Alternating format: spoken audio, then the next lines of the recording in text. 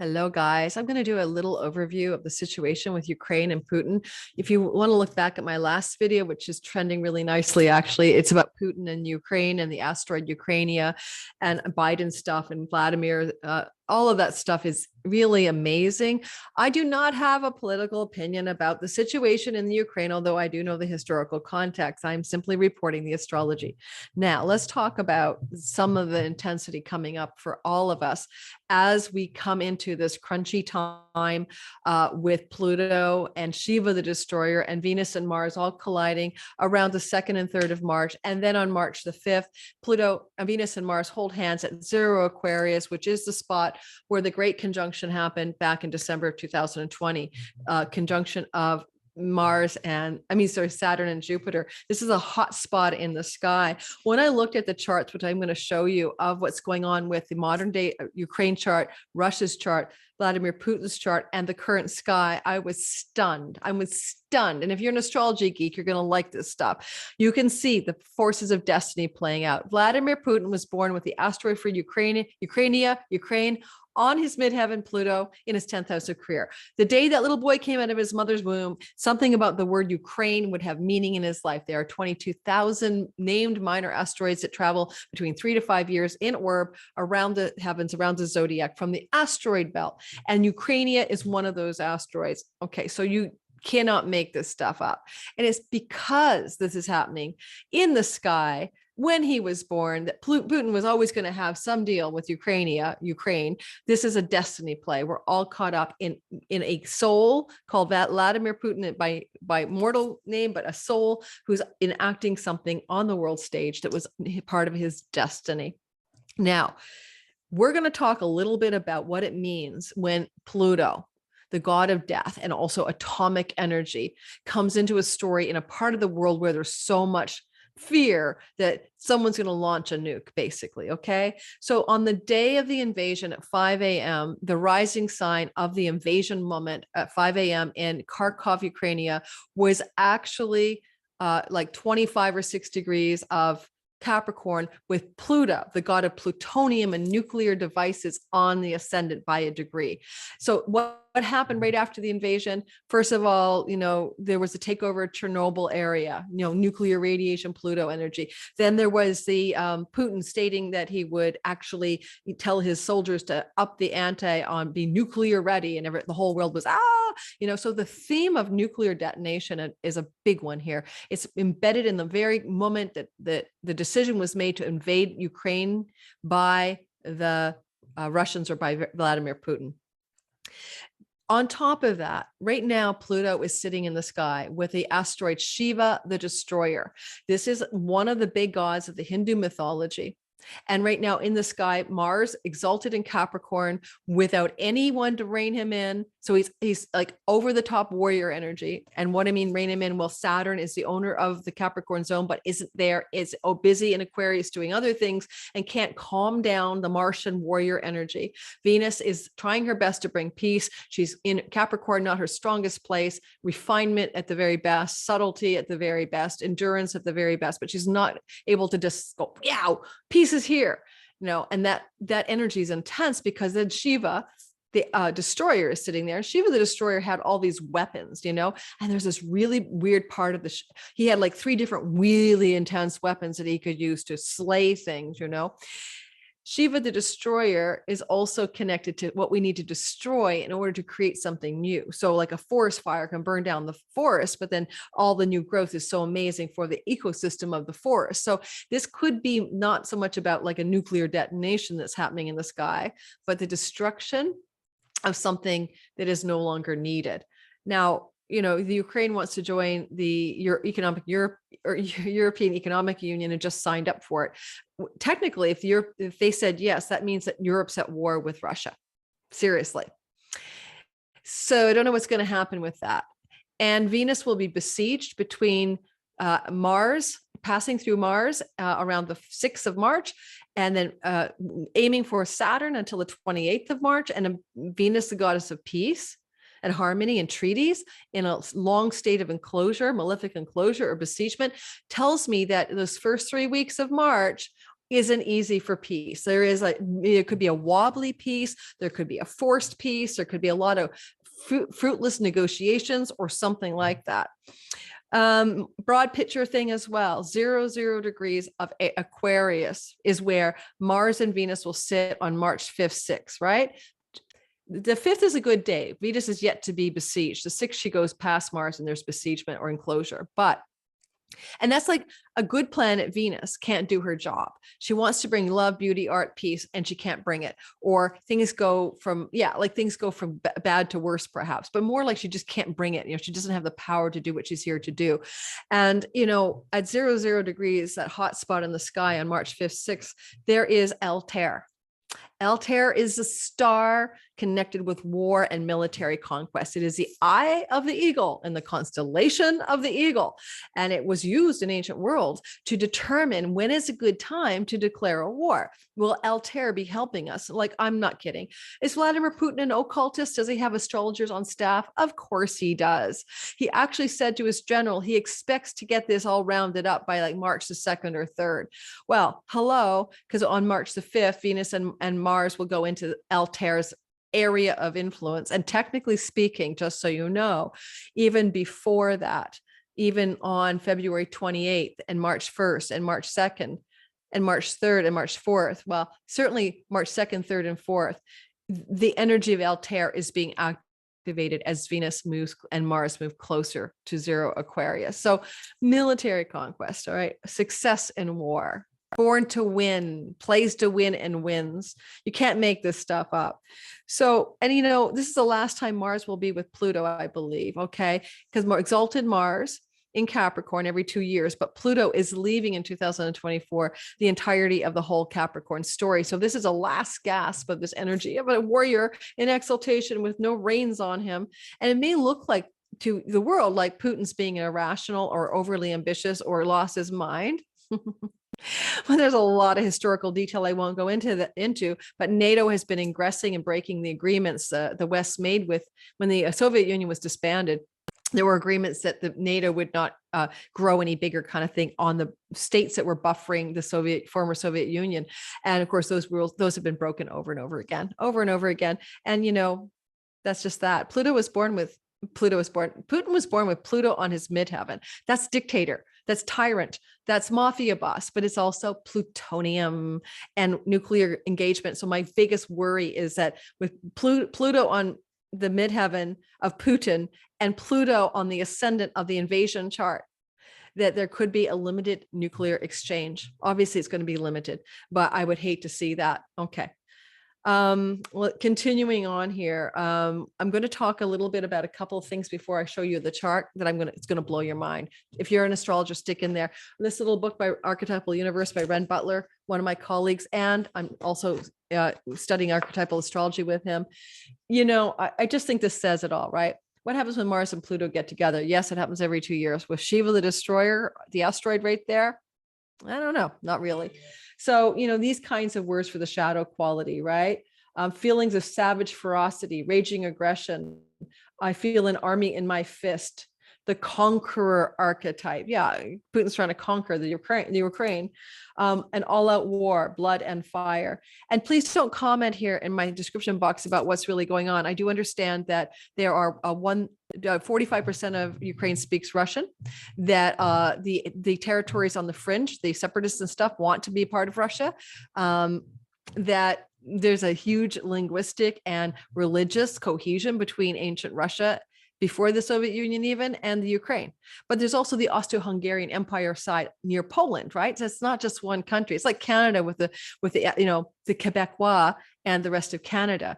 It's not an even and homogenous country, all right? But don't make those comments down there telling me I don't know that history, or that if I mention it, that I'm a separatist for and want Putin to take over Ukraine. Guys, it's about astrology. Get with the program. Anyway, back to this thing. A conqueror, all-out war, blood and fire. Those whom the gods wish to destroy, they make first mad. A struggle between the impulses of preservation. Okay, so you get the gist. Pluto Mars, like this, can be war. You add that it's not any Pluto Mars, it's Mars in his exaltation with Shiva the Destroyer there. This is a little bit worrisome, to say the very least. Now, there is a myth with the Shiva destroyer, Brahma the creator, and Vishnu the preserver, that there's a pillar of light or fire that attends Shiva the destroyer. And did you know that the CERN particle collider has a picture of the dancing Shiva, the Lord of the Dance, in front of there? They smash particles, right? Just like you do when you smash an atom and create a nuclear explosion. So you have this intense energy, guys, that I am concerned. Yes, I am concerned. And lastly, I'll say there is a Kalasarpa yoga in the sky. All the planets are wedged between the north and south node. It's considered to be extremely dangerous. It can lead to terrorist events. It could lead to cataclysmic earthquakes or bad things happening in the world. And it's not over until the third week of April when Mercury breaks through the Kalasarpa yoga. So right now I am concerned about the sky. I'm not going to pretend. This is not a happy video about how much money you're going to make and your love life. This is about the sky as it exists. If you don't like this kind of stuff, go look at my other videos. Okay. So I'm going to share the screen. I want to show you what this looks like, because if you're an astrology geek like me, I think you are going to be literally blown away. I'm moving to the March 5th sky because I want to show you the 000 part of the sky. All right. So give me a minute while I line that sky up into the right place.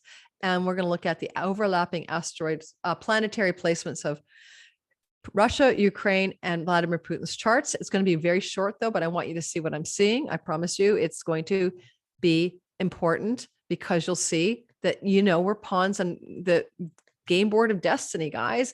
This isn't our story. These stories were set in motion the day that Vladimir Putin was born. Ukraine and his death was a part of his destiny on his midheaven. I'm not going to show you that chart, by the way. That's in my other video. And I'll put a link below. It's over 3,000 views right now. Seems to be trending really well. I thought it was a dud, and all of a sudden it's doing fine. All right. So am I on the right date? March the 5th? March 5th, 6? Yeah. Okay. We're going to just go with the March 6th chart, but let me try to pull it back a bit. Sorry, I'm taking forever. Let me pause while I get it ready. Okay. So I'm back, and take a look at this. Now, I'm going to show you in staggered increments what I'm seeing. And hopefully, if you're into astrology, this will be useful for you to understand how this stuff works. Now, my mouse is broken, so I'm having to use my hand on my keyboard. Excuse me, make space for this. All right, so here's the inner sky is the day. I'm going to have 4 layers of this. And I'm going to try my best to circle stuff for you. Okay. So there's our sky, right? And I've got a lot of minor asteroids in there. So just ignore that. I like to use them, but I want to show you what happens. You can see that Venus and Mars have moved into 00 degrees on March 5th in Pacific time. Where I live. So some places in the world will be March 5th. Sometimes it'll be on March 6th, depends on where you live. But you can see the 00 story. That's where Altair sits. That's the eye of the eagle, military conquest, playing to win, winning, etc. And Shiva, the destroyer, is sitting back here around 27, 28 degrees of the sky where Pluto is sitting. But Mars and Venus have left that category of space around. They were there the 2nd and 3rd and 4th of March. And now by the time we get to 5th and 6th, here they are on the hot spot of the sky that I talked about, where the conjunction of kings happened. Now, boom. This is Vladimir Putin's chart. And you can see a couple of things right off the bat. He's having a Juno return that happens roughly every 4.5 years to 5 years. Juno, the goddess of contracts, agreements, and marriage, come back together again. It is literally his Juno return. I'm really thinking about that. It's going to see what it means later on. You get a bigger idea about it. All right. Ignore the ascendant, descendant, midheaven stuff in the sky of the transit chart. It's not relevant. All right. But it is to be noted later on. I'll be showing you a few things. At this point, you may not be dazzled. You may not be going, oh my God, like the current sky in Vladimir's chart. So what if he's having a Juno return, right? I hear you. I get it. Stay tuned. You'll see what I'm talking about. Give it a minute. Now, Vladimir Putin, don't forget I told you, was born with that midheaven Pluto combination that makes him like a dictator. And you can see it up there, right? The midheaven Pluto combination of energies makes him dictatorial, controlling, tyrannical, authoritarian, etc. And you can't see that asteroid Ukrainia, but it's sitting right there with Pluto and the midheaven when he was born. So just take my word for it. Now we're going to move to the next layer of the sky, and I will do some highlighting for you. This is modern Russia. It's a chart of the new Russia formed after the dissolution of the Soviet Union. And it is the standard accepted chart of June the 12th, 1990 at 9:45 a.m. And as you see already, you're starting to see some interesting pileups, right? Modern Russia on the Venus of Vladimir Putin. Okay. On the Hygeia, the goddess of healing. All right. In the sky that exists on the beginning of March, as we see that intense energy going on. Now, what about this? Modern Russia has a north node in Aquarius, just like Vladimir Putin, but that north node is right on Putin's Juno return. Pondering that. All right. And modern Russia was born with a north node conjunct the moon. That's an interesting placement in its own right, like we the people or something like that, some vibration about we the people. It's in the 6th house of modern Russia. And therefore it has something to do with the working class and the labor class and the everyday people. And this energy is highlighting that Juno return of Vladimir Putin.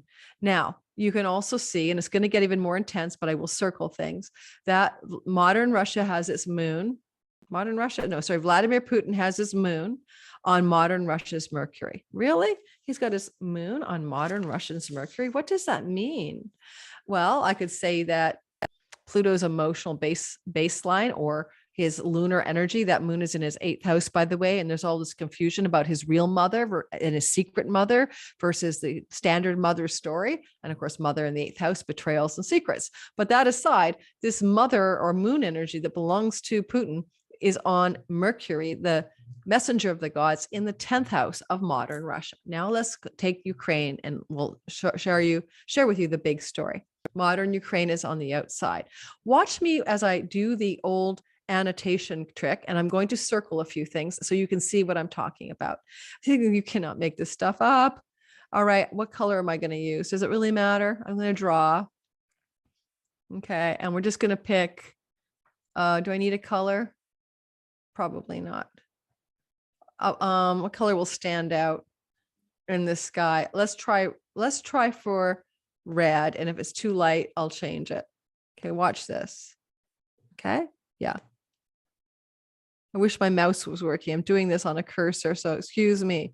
Let's talk about that for just a second, right?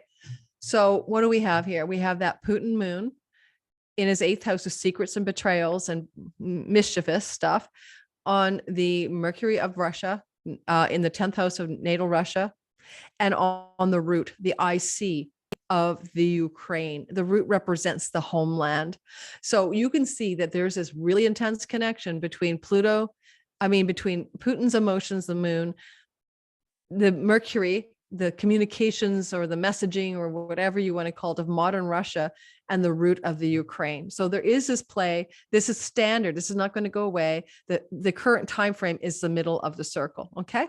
Now watch this next one. I'm just blown away by all of these connections. Let's go down to the bottom of the sky, and I'm going to try my best to do this cursor thing. I'm going to try to make it a little bit bigger of an orb here.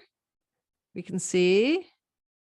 Oh, I missed Venus. Sorry, guys. I missed Venus there, but she's supposed to be included. That Venus-Mars conjunction in the sky, conjunct Juno, the goddess of agreements and that could be peace treaties, is in the current sky, right? Sitting all together in Aquarius. And then you can see that there's that Juno return that belongs to Putin. There in the modern Russian chart is the moon and the north node, the people and the north node, right? In the house of the working class environment, the 6th house of a mundane chart of a nation. And there are protests going on in Russia against this. So that could be we the people doth protest, right? And over here, Saturn that belongs to the modern Ukraine chart, which is the authority and the structures of governance usually, and the head of the organization of governance, like Zelensky, and the ascendant, the identity of the modern Ukraine. Modern Ukraine's identity is lining up with the North Node right now. Always of Vladimir Putin. And it is connected, modern Russia, and that This is Vladimir Putin's Juno. Juno is about uniting something or not wanting to give up on a union, or like if it was a marriage goddess energy, it'd be like the long-suffering wife of Zeus not giving up on the marriage. But it's also just about unions or connections, like partnering up. So it's like Pluto. I mean, Putin is determined to Junoize his connection to the identity of the Ukraine, right? And his modern Russia piece over here, the people in the North Node is all involved. And lastly, but not leastly, you can't also take a look at this weird layer of reality here, right? We'll just make it all come together. Over here in the first house, you can see modern Ukraine has Pluto conjunct Russia's Pluto. So both of these Plutos, one belongs to Russia and one belongs to the modern Ukraine. They were conjunct at the time of creation. You can see that there is this energy next of Venus that belongs. Venus is a part of Putin, besides maybe being, preening about how he looks, right? Venus is on his ascendant and always wanting to look really good. This Scorpionic Venus, he's quite the player, I bet, is connected to his Venus, his desire to be appealing and for people to like him in some ways connected to Pluto. Now, Putin did make advances to join both NATO and the European Economic Union and was rebuffed, just to be clear. And maybe just his preening pride doesn't like this rejection and he's not being listened to. I'm just trying to get it at a personal level of his mindset, right? Because American hegemony and strength in the world, our Western hegemony and strength, doesn't really want Russia in the mix. I'm not going to tell you all the history. Go do your own research, And here's the sky at the time. Forget the ascendant. Just the fact that this Hygeia, the goddess of healing, is trying to line up with this Pluto energy is interesting. Now, Hygeia could be medicine, like a MASH unit on a war scene. And that's concerning with all that Pluto involved, as in, please, dear God, let there not be a nuclear exchange. Nobody will come out of that in any condition that is worth, talking about. No one survives ground zero. And if you do not get hit ground zero, then you have radiation poisoning. So we all saw Chernobyl, for example. All right. So I can just say, so the other thing I'd like to say to finish this up is that basically, this energy of the Mars and Venus conjunction down here at 0 degrees under the light of Altair, you can see that it's in an air sign, it's Aquarius, and you can see that it is in watch this. I'm going to just make it connect to over here. This energy, between the Gemini and the Aquarius is called a trine, and it's Jupiterian, and it's good, and it's positive. And this air trine could actually mean that things are going to be nailed out or ironed out and work out in some way that we don't necessarily see yet.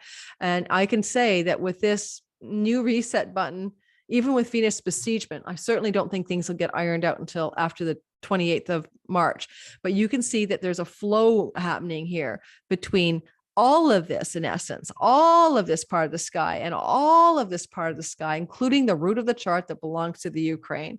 Something good is definitely trying to happen, but I don't know what. So that's it. I would say that because the event chart for the invasion of the Ukraine does have that Pluto on the ascendant, it is really gnarly, but it also has Venus and Mars also on the ascendant, and Venus would try to bring peace and reconciliation, even if exalted Mars wants to stir up a bunch of fighting. Alrighty. So I'm finished with that little mini catch up. Check out my original asteroid video that will blow you away when you see how even the invasion of Crimea was connected to asteroids. It's not a long video, maybe 20 minutes long, but it's quite mind-bending. I find the minor asteroids mind-bending. Please like, please subscribe, please share, please comment. Helps my channel grow. Appreciate it, guys. Check out my other videos. There's a great new moon that brings great blessings and an oasis of hope coming up for all of us on March 2nd. I don't know when I'm posting this video, but check my moon video out. And check my description box below for courses I'm teaching, like the Soul of Money course coming up in March, 3 weeks, 3 live classes, and how you can create prosperity in your own life based on your natal chart and how the North Node is transiting through Taurus, which can bring awakening to new resources and prosperity in each of our lives if we know how to use it with our natal sky. All right. Ciao, ciao.